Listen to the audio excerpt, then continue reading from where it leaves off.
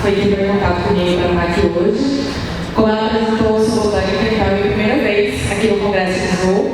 E é muito bom estar aqui a primeira vez falando sobre esse tema, nessa mesa redonda. Eu comecei a me envolver há pouco tempo, mas que acho que não resta dúvida para todo mundo que não tem outro caminho a não ser se envolver com esse tipo de questão quando você entra na academia.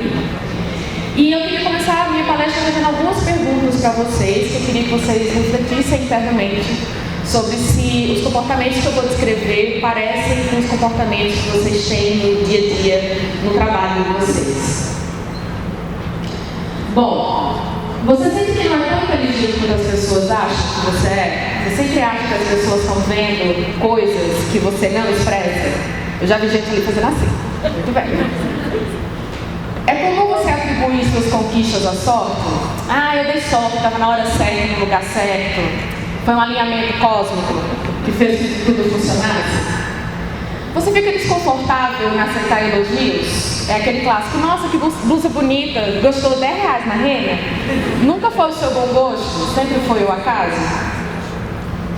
Você rebaixa as suas conquistas quando não acha que elas são tão importantes quanto os outros dizem? Sua mãe está super feliz que você veio dar palestra num congresso, exemplo, meu. E você acha que não, é só uma palestra? Porque, todo mundo faz isso, não é nada demais? Você sente que não merece o sucesso que você conquistou? Ou pior, você acha que você nem tem sucesso? Que isso é coisa da cabeça das pessoas? Se você respondeu sim para a maioria dessas perguntas, você pode ter síndrome do impostor. E se você respondeu sim para a maioria delas, ou acabou de ouvir que você pode ter síndrome do impostor nesse momento, você provavelmente está na mesma posição, sentindo o mesmo que eu senti em 2013. Então, isso aqui é a Laura do passado, a Laura no último ano do doutorado, em campo. Não morri, não sofri, não era frágil, né? E no final do doutorado, uma amiga me deu uma entrevista, uma matéria, com aquele clássico, então, eu acho que você deveria ler, né? Aquele clássico, Thomas, parece com você? E tinha um teste muito parecido com esse que eu gabaritei. Então, se eu poderia tirar 10 em alguma coisa, realmente foi nesse teste. E muita coisa começou a fazer sentido para mim, porque do meio para o final do doutorado, eu comecei a exibir uma série de comportamentos que não eram muito comuns, ou que não me eram comuns ao longo da minha trajetória. Então eu comecei a ter muita dificuldade de me relacionar profissionalmente. Eu tinha muito medo de conversar com colegas. Eu sempre sentia que eu não sabia o suficiente, que eu não estava pronto o suficiente para interagir com eles. Eu tinha pânico, eu comecei a apresentar pânico em me expor. Alguns anos atrás, estar aqui em cima não seria algo imaginável, eu não conseguia me expor na frente de outras pessoas. No ambiente profissional, especialmente, eu comecei a ter capacidade de aceitar novas oportunidades. Então, aquelas oportunidades que pareciam que animavam as pessoas, nossa, eu consegui um estágio, eu consegui um sanduíche fora. Eu achava aquilo a pior coisa, eu sentia medo de aceitar aquelas novas oportunidades. E para compensar tudo isso, eu senti uma necessidade excessiva de demonstrar competência. Eu tinha que ler todos os papers que saíram todos os dias sobre todos os assuntos, porque eu tinha que saber sobre tudo, que se eu fosse perguntada e eu não soubesse a resposta de uma pergunta, minha carreira toda ia por água abaixo. Obviamente, não preciso dizer que esse comportamento não conseguiu se manter por muito tempo. No final do meu doutorado, eu tive crises de pânico e diversas dificuldades para finalizar o doutorado. Eu vi que eu precisava mudar a minha relação com o meu trabalho, se eu quisesse continuar na ciência, porque é uma coisa que eu tinha certeza, eu amava o que eu fazia. E nesse meio do caminho, nessa reconstrução da minha relação com a minha profissão, foi quando eu comecei a lidar de frente com a síndrome do impostor. Eu aceitei que eu tinha a síndrome e que eu precisava lidar com ela de alguma forma. Então, o que eu vou trazer aqui para vocês hoje é compartilhar um pouco do que eu aprendi sobre a síndrome do impostor nesses últimos 5, 6 anos. E é importante eu dizer isso porque eu até brinquei no Twitter que é engraçado que eu estava me sentindo impostor para falar sobre a síndrome do impostor, porque eu não trabalho com isso, eu não sou psicóloga, mas é muito da minha visão do que eu aprendi, do que eu entendi, do que eu acho que pode ajudar vocês a entenderem um pouco porque a síndrome acontece e também o porquê que a síndrome é sim um dos fatores que limitam a progressão, a nossa continuidade na carreira científica, né? Não é só um problema psicológico de insegurança simples, fácil de ser resolvido. É um problema que o buraco é muito mais embaixo e envolve muitas das coisas que as outras palestrantes já falaram por aqui, né? Talvez muito complementar a palestra que a Márcia deu no começo do simpósio. Então, vamos começar definindo o que é síndrome do impostor, né? Então, ela não é um fenômeno novo, foi descrito em 1978 por essas duas pesquisadoras, não coincidentemente mulheres. E ela foi inicialmente descrita como fenômeno do impostor, que é então uma experiência interna de falsidade intelectual, de não pertencimento, que acomete principalmente mulheres com alto desempenho. E a ideia de se pesquisar sobre isso foi exatamente porque, quando a Paulinha e a Suzana entraram no departamento de psicologia da Universidade da Geórgia, elas perceberam que mulheres que também faziam parte do departamento comumente tinham essa posição de se sentirem impostoras diante dos colegas, de que elas não deveriam estar ocupando a posição que elas estavam. E os colegas homens raramente apresentavam esse tipo de comportamento, e até achavam que era loucura da cabeça delas se sentirem impostoras, já que elas chegaram onde elas tinham chegado. Então eles resolveram investigar isso mais a fundo e perceberam que sim, nos Estados Unidos, na época, havia 70% maior probabilidade das mulheres em ambiente acadêmico apresentarem a síndrome do impostor. Então ela foi inicialmente descrita como uma síndrome que acometia mulheres em ambiente acadêmico ocupando cargos de alta função intelectual. O tempo passou e hoje a gente vê que a síndrome ela vai além, não só mulheres que apresentam a síndrome. Existem outros grupos que também têm maior probabilidade de exibirem a síndrome. Então hoje ela é mais descrita como um padrão de comportamento no qual pessoas bem-sucedidas duvidam das suas conquistas e têm um medo persistente e interno de serem expostos como fraude. Então a ideia é que a qualquer momento alguém vai olhar para você e vai dizer, então, você não é o que você diz ser e você vai perder todo o caminho que você construiu até chegar naquela posição. Então, um exemplo clássico, não tão clássico, mas também um exemplo próprio, é esse que eu vou trazer para vocês. A gente estuda a vida inteira, faz graduação, mestrado, doutorado, pós-doutorado, 200 bolsas de pós-doutorado para conseguir a nossa sonhada vaga dentro da universidade. Né? Então você faz o concurso, você passa por toda aquela batalha de uma semana horrível, deteriorante, deprimente, você consegue aquela vaga. Você tem 5 minutos de alegria, são 5 minutos de muita alegria. Mas automaticamente depois, a sua mente se vê inundada por uma série de perguntas e afirmações que fazem toda aquela alegria ir embora, né? Então, tinha gente mais competente que eu, em vários aspectos. Então, não sei se eu merecia ter sido aprovada. Eu dei sorte da banca ter gostado de mim, eu fui legal, alguém da banca simpatizou comigo. Eu tive a sorte de estar na hora certa, no lugar certo, da universidade querer o que estava buscando. Então, basicamente, a síndrome, na prática, ela se caracteriza por uma incapacidade de interiorizar sucessos. Os sucessos sempre se devem às causas externas, nunca à nossa capacidade de conseguir alcançar os objetivos que a gente está se propondo. A gente consegue porque alguém é legal com a gente, não porque a gente tem capacidade. E a diferença que faz a síndrome ser diferente de qualquer outro tipo de insegurança é que, ao contrário da insegurança que a gente normalmente tem na vida, que ela vai diminuindo à medida que as coisas vão funcionando bem, na síndrome do impostor é o contrário. Cada vez que você tem sucesso, aquele sucesso faz com que você tenha mais medo do próximo passo, porque você acha que você está mais próximo de ser exposto. Eu fiz uma palestra e essa palestra foi muito boa. Se na próxima não for melhor do que eu fui na anterior, eles vão perceber que eu não sou tão boa quanto eles acharam na primeira vez. Então isso ao longo de 30 anos de carreira pode se tornar completamente insuportável. Vai chegar uma hora que você não consegue mais fazer as suas atividades e você desiste simplesmente de se expor, né? Então, basicamente, ao longo da carreira, como que mulheres ou pessoas que apresentem a síndrome, elas se preparem ou trabalhem excessivamente. Qualquer palestra vai ser feita, refeita, com um mês de antecedência, com 45 treinos, para sair da maneira mais perfeita possível. Certamente muitos de vocês estão se vendo nessa descrição, eu me vejo completamente. Essa palestra foi feita com um mês, treinada 45 vezes, para ficar ok.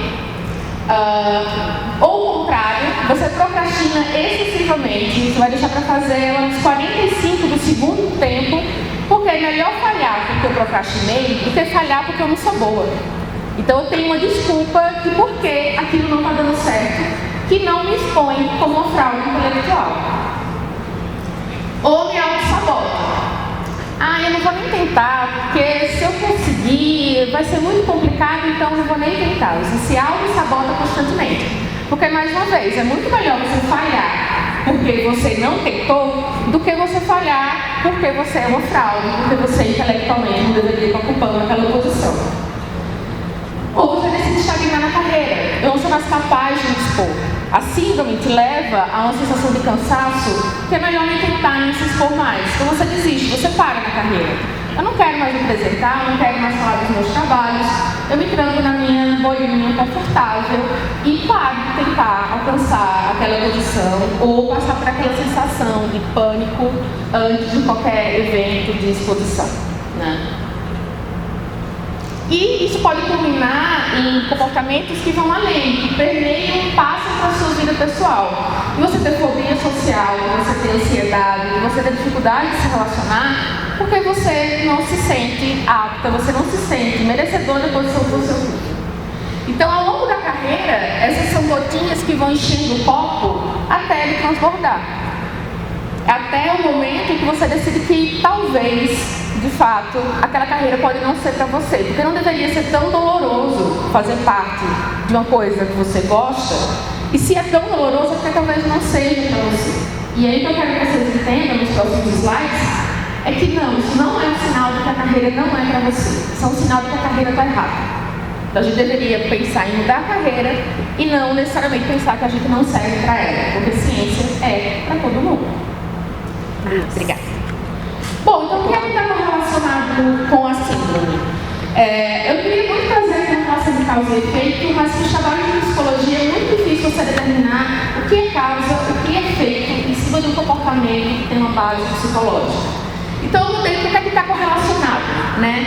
Quais são os fatores que a gente vê que fazem com que a síndrome seja mais provável de acontecer em determinados grupos na sociedade, né? E aí, eu vou trazer esses fatores agrupados em dois componentes. O primeiro componente é o que eu vou chamar de componente familiar, que é a história que a gente passa dentro da nossa família ao longo do nosso crescimento. Boa parte do nosso caráter, da forma com que a gente pensa, vem dos eventos que a gente passa nos primeiros anos de vida. Então a gente forma uma série de paradigmas que meio que moldam como a gente pensa nas atitudes, até de maneira inconsciente, na vida adulta. Então o componente familiar é bem importante. E o que a gente sabe, a psicologia fala pra gente, é que a síndrome é muito comum em pessoas que vêm de famílias que são muito exigentes. E aí, quando eu falo de alto grau de exigência, é aquele que você tem tudo na vida, você só estuda, sua obrigação é sempre tirar 10. O 9,5 é um sinal de fracasso, né? Então, uma criança que cresce num cenário como esse, ela pode até conseguir, durante a sua infância, sua adolescência, corresponder a essa meta de 10, sempre. Mas quando ela chega na idade adulta, que a gente se torna multidisciplinar, tem que lidar com 400 tarefas e não precisa ser bom em todas elas, você começa a sentir que você está deixando a peteca cair. E se isso acontece dentro do ambiente profissional, é comum que as pessoas tenham a sensação de que elas não deveriam estar ali, porque elas eram muito boas na infância, na adolescência, mas ali na fase adulta aquilo não está acontecendo. Então talvez elas tenham escolhido a profissão errada, por exemplo. O segundo componente familiar são pessoas que vêm de famílias nas quais elas são rotuladas desde muito cedo. E aí talvez entre um pouco que já foi conversado antes, que alguns desses rótulos seguem estereótipos de gênero, né? Então, a criança, desde ser rotulada como muito inteligente, ela vai crescer lidando com certas facilidades ao longo da vida, que quando na vida adulta podem não aparecer ou não serem reconhecidos. Então, se a vida inteira eu fui muito inteligente e agora eu com posição profissional que as pessoas não estão me dando elogios e estrelinha todos os dias, talvez eu não seja essa focada toda, né? Ou ao contrário, você foi taxado desde muito cedo como uma pessoa pouco capaz ou muito esforçada, né? Quem não é inteligente é esforçado. Parece que você é esforçado não é mérito, é um defeito, né? Como se pessoas inteligentes não precisassem se esforçar também. Então, quando você cresce, ocupa uma posição de trabalho que você se dá bem, que as pessoas têm um retorno positivo, você pensa, mas a vida inteira eu não fui capaz. Como é que agora eu sou? Então você tem aquela sensação de que as pessoas vão perceber o que você sempre foi taxado de uma pessoa pouco capaz, né? Então, esses dois componentes, eles estão associados com a ocorrência da síndrome em ambos os gêneros, tanto em homens quanto em mulheres, né? Então, por que é importante a gente falar síndrome para mulheres? Por que a gente começou sobre falar sobre síndrome de impostor em um momento como esse? Por conta do segundo componente, correlacionado com a síndrome, que é o componente social, né? Então, mulheres fazem parte de um grupo minoritário submetido desde criança tanto a estereótipos de gênero quanto a estereótipos de profissão, né? Então, como a Márcia falou no começo, todo mundo já deve ter entrado na loja de brinquedos e você passa no corredor das meninas, tudo é rosa, tudo é boneca, tudo é casa, é brilho, é glitter, né? Basicamente você mora dentro de uma caixa de chiclete. Enquanto para os meninos é foguete, é Lego, é Playmobil, é jogo de espaçonave, é uma série de outras atividades que vão para um lado completamente inverso, né? E aí é importante lembrar que qualquer estereótipo de comportamento, ele é criado pelos grupos hegemônicos, ele é criado pelos grupos que detêm poder. Os estereótipos femininos não foram criados por mulheres, os estereótipos femininos foram criados por homens, assim como os estereótipos das profissões. Então, apesar de a gente viver submetido a esse estereótipo, eu desafio a mulher que se sinta 100% dentro desses estereótipos. A gente não corresponde a eles, simplesmente porque foi a gente que criou. E a gente não tem obrigação nenhuma de correspondê-los, tudo bem? Então isso é só um alerta para a gente pensar sobre esses estereótipos, porque até que ponto eles são válidos, quem criou, qual o benefício que ele traz para quem criou, né? Muito útil, uma mulher bela, recatada do lar, né? Que não se expõe, que não fala, que não reclama, que não faz mimimi, que não faz barulho, né? Então, o que acontece? A gente pensar numa criança qualquer, uma criança hipotética, uma menina, e a gente pensar na forma como ela é descrita normalmente, elas sempre são descritas como bonitas, é a primeira coisa, né? Ai, como ela é linda! Aí depois vem o resto, né? Elas são educadas, elas são meigas, elas são organizadas, elas são atenciosas, sempre são características relacionadas com uma boa menina, né? Enquanto os meninos, eles são descritos como extrovertidos, espertos, habilidosos, inteligentes. Ah, e fulano é muito inteligente, ele vai ser médico, ele vai ser engenheiro, ele vai ser advogado. A gente, se for bonita, não precisa ter profissão, e se não for bonita, tem que ser inteligente para poder trabalhar. Basicamente, segue esse estereótipo. E aí, quando a gente pensa como esses estereótipos se convertem no mundo que a gente está inserido desde criança, vira mais ou menos isso, né? O quarto da menina é o quarto rosa, da Hello Kitty, da bonequinha cabeçuda cor-de-rosa que não tem boca, bem sugestivo. E o dos meninos é o astronauta, é o foguete, é o planeta, é o lençol de formigas com nomes científicos, que eu fiquei enlouquecida quando vi na loja, a moça olhou pra mim e fez, mas é pra meninos. Tudo bem, eu trabalho com formigas, né? Ficou aquela situação constrangedora.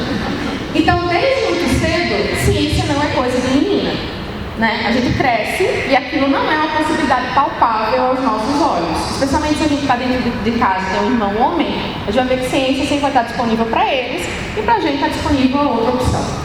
Então, uma evidência que mostra um pouco disso é esse trabalho da Renata Rosenthal e da Daisy Brito Desenho, em que elas fizeram essa brincadeira com crianças de ensino fundamental sobre desenho para mim cientista que vem na sua cabeça. Elas contaram a história da Marie Curie e não disseram que ela era e pediram para os alunos desenharem o cientista que vinha na cabeça deles, né? Então, isso aqui foi o que apareceu em 70% dos desenhos, os cientistas sempre são reportados homens, cabelo arrepiado, né? Tipo Einstein, sempre de jaleco, estamos juntos, nunca vesti um jaleco na vida. Uso muito mais roupa caqui e já bota do que jaleco. Então, sempre homens, e quando as mulheres apareciam, ou elas eram ajudantes dos pesquisadores principais, e elas eram reportadas sempre de forma sexualizada, né? Muitos seios, muita bunda, cintura fina, sempre de uma forma muito sexualizada. Então, isso mostra um pouco do que passa na cabeça das crianças quando a gente pensa sobre ciência e de como esses estereótipos permeiam o estereótipo da profissão, do gênero que ocupa cada uma das profissões.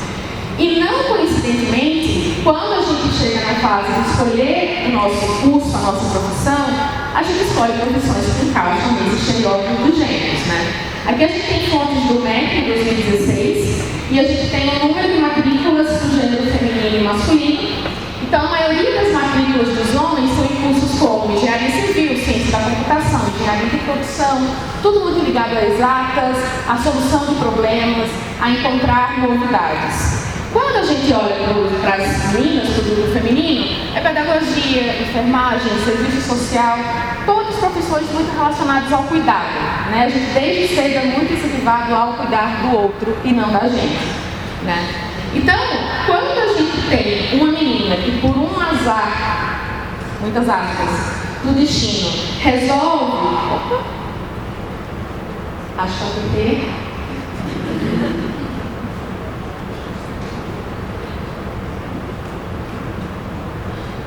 Obrigada. Quando a gente tem uma menina que decide migrar, desafiar a regra imposta pelos estereótipos e entrar dentro desse ambiente que majoritariamente é masculino, esse é o primeiro momento que ela sente a sensação de não pertencimento. Esse não é um ambiente a qual eu pertenço. E como os meninos também cresceram dentro desse cenário, eles também vão identificar aquelas meninas como alguém que talvez não devesse estar ali. Ou também com a sensação de estranhamento. Tudo bem? Então esse é o primeiro momento que a síndrome de impostor pode se expressar. É no momento que você entra e sente que está ocupando um ambiente que ele não deveria ser seu. Eu não deveria estar ali. E aí você começa a exibir uma série de comportamentos para ser aceito, só que você sabe que aqueles comportamentos não representam quem é você, então você começa a ter uma sensação de não pertencimento e fraude dentro daquele ambiente.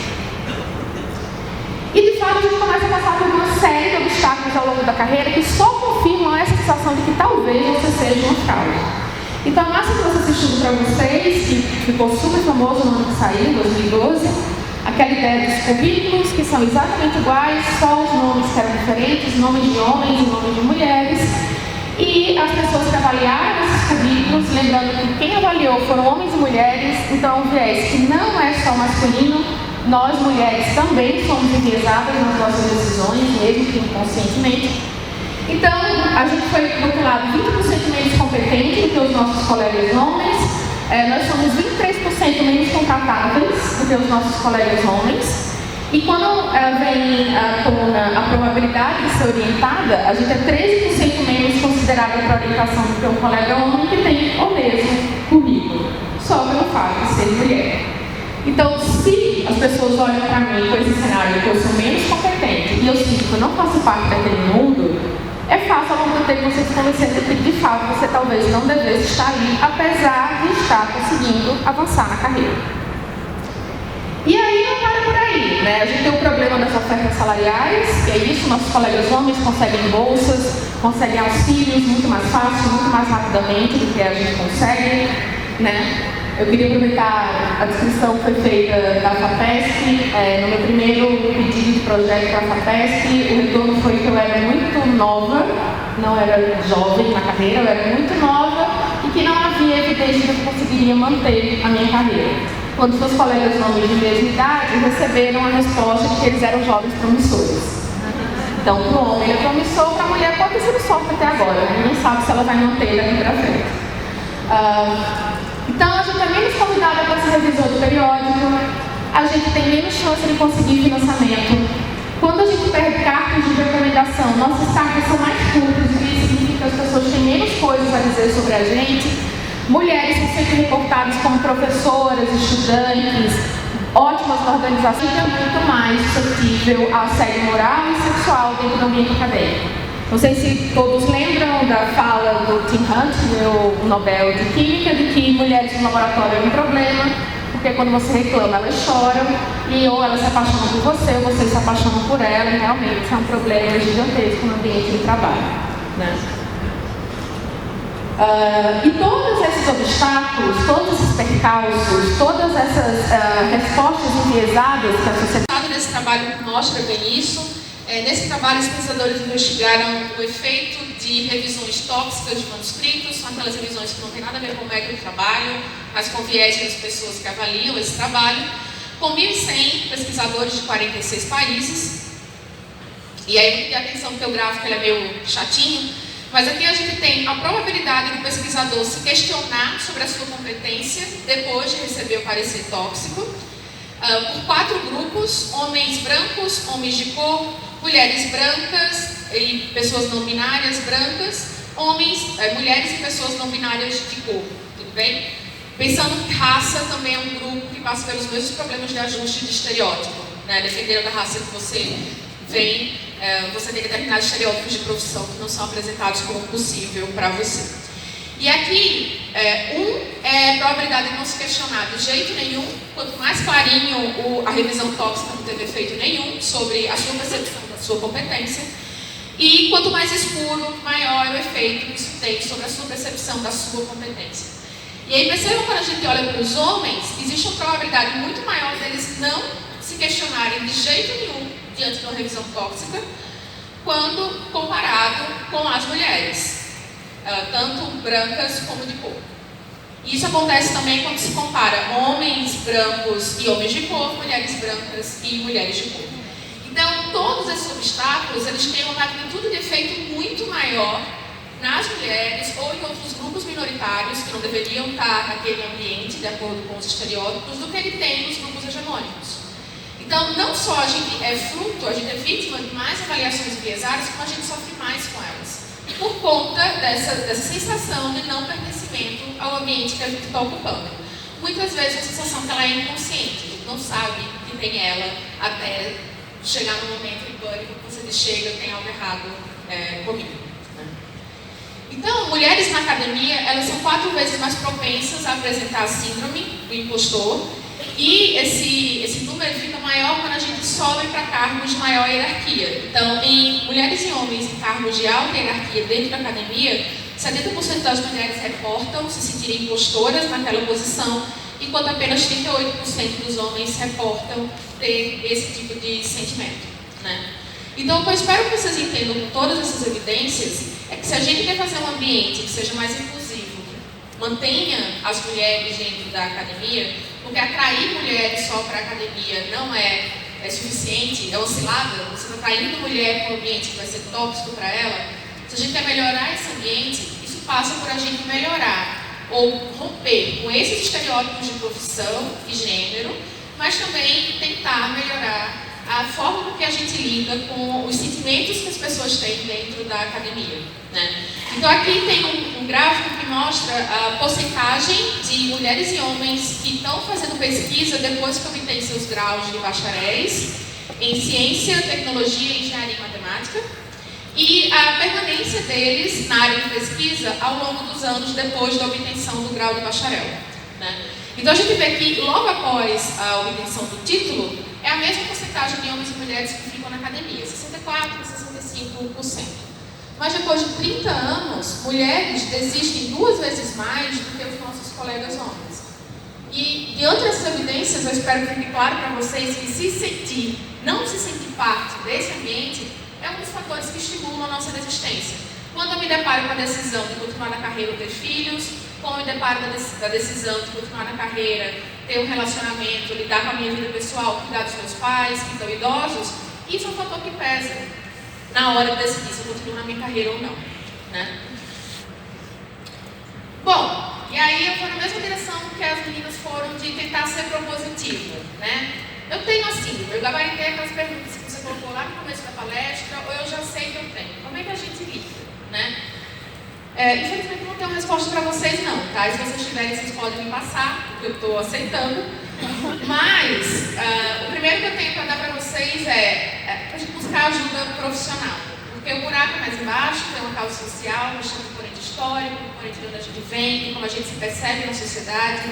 Não é simples, não é trivial, são anos e anos de terapia. O terapeuta olhando para a sua cara dizendo não faz sentido, e você diz eu sei, mas eu estou aqui, né? Mais ou menos isso. Então, busca ajuda profissional. Além de buscar ajuda profissional, que às vezes a gente não consegue, com a bolsa de R$1.500 não dá para você pagar isso, né? A gente pode tentar entender melhor como a síndrome funciona, para colocar os nossos pensamentos em perspectiva e ver que não é uma coisa sua, é uma coisa que todo mundo está submetido. É o efeito que é mais social do que individual. Isso tira a nossa culpa de estar sentindo aquilo, porque a gente ainda carrega aquela culpa cristã, né? Eu me sinto assim, mas também não deveria estar me sentindo assim. É aquele ciclo infinito de culpa que nunca se recupera. Né?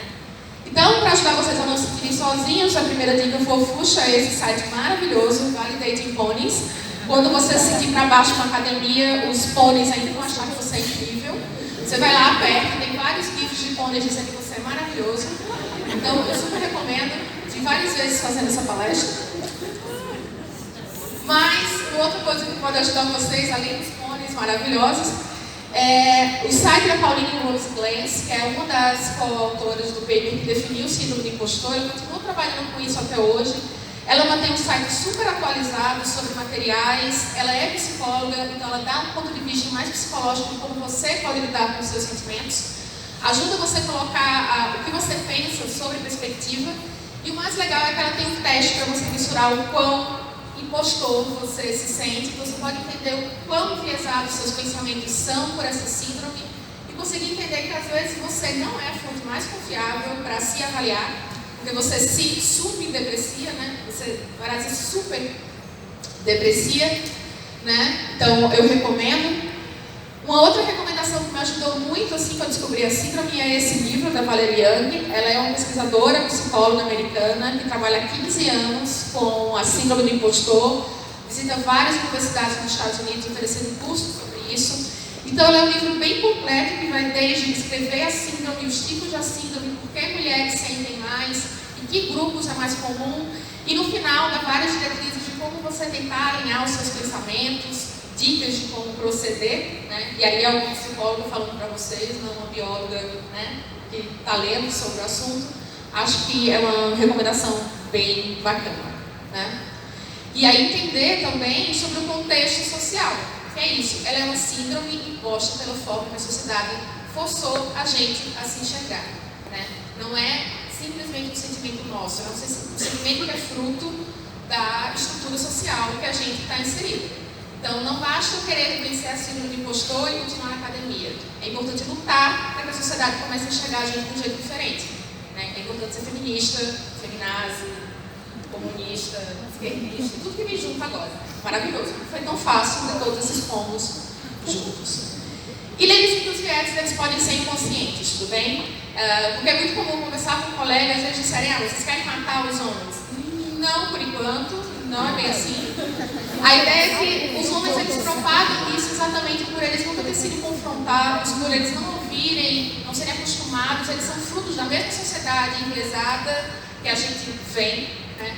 Então, os vieses eles podem ser inconscientes, a gente tem um papel nisso de educar, de mostrar, de trazer informação, de criar momentos como esses, que tem homens presentes. Eu estou muito feliz, eu acho que é o maior número de homens que eu vi na audiência desde que eu comecei a palestrar sobre isso. Acho que é maravilhoso. Então, a gente não quer matar vocês, a gente quer que vocês venham para o lado rosa da força, brilhante, não sei, inteligente da força, melhor. E como é que todos podem colaborar, né? Porque isso, como é que eu ajudo a minha aluna, como é que eu ajudo mulheres a chegarem lá, eu sou parte do problema, mas eu não sofro com ele, como é que eu posso ajudar? O primeiro ponto é a gente compartilhar experiências, incluindo os fracassos. É muito comum que a gente compartilhe as vitórias e guarde os fracassos só pra gente.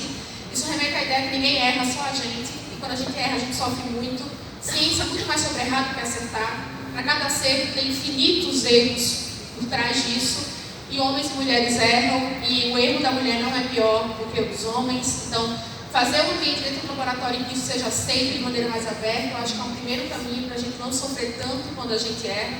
Acho que isso é para o geral, mas ajuda muito as mulheres diante desse cenário de não pertencimento. A gente precisa diversificar nossas referências científicas, ler, ouvir histórias de mulheres que chegaram, que estão tentando chegar lá. Entender que a cidadã usa maquiagem, usa saia, salto alto, ela usa calça, ela usa terno, ela é conectada com o mundo, ela é desconectada com o mundo, porque ciência é feita por pessoas, pessoas são diferentes, né? E quanto mais a gente diversifica, menos essa sensação de não pertencimento existe, porque eu vejo alguém de saia vindo da palestra, uma mulher empoderada que conseguiu, que chegou lá, então eu não preciso ser masculinizada, eu não preciso não ser amorosa, eu não preciso uma série de coisas para conseguir chegar lá, porque todo mundo consegue, né? Ciência sobre a habilidade intelectual, não é sobre a sua aparência.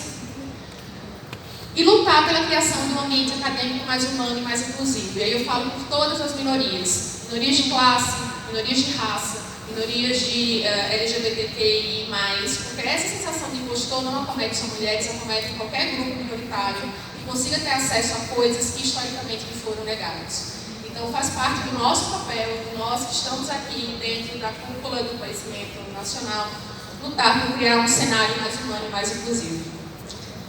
Então eu queria agradecer às agências de fomento, eu não agradeço ao governo expressamente, aqui está o meu contato e eu agradeço a atenção de vocês.